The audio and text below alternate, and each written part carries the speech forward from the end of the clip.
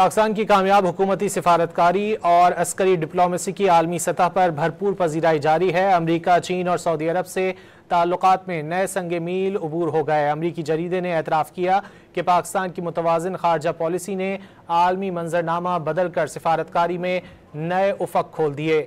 अमरीकी जरीदे foreign policy के मुताबिक गुज़िश्ता 6 माह में पाकिस्तान की सिफारतकारी ने ख़ित्ते में नई जहतें मुतारिफ़ कराते हुए आलमी तवज्जो हासिल की। अमरीका से ताल्लुकात की बहाली, तुर्की, मलाइशिया, ईरान से मुआहदे और चीन से ताल्लुकात के फ़रोग़ ने नया बाब रकम किया।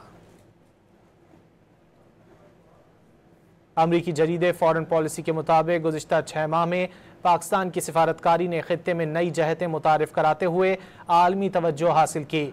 अमरीका से ताल्लुकात की बहाली, तुर्की, मलाइशिया, ईरान से मुआहदे और चीन से ताल्लुकात के फ़रोग़ ने नया बाब रकम किया।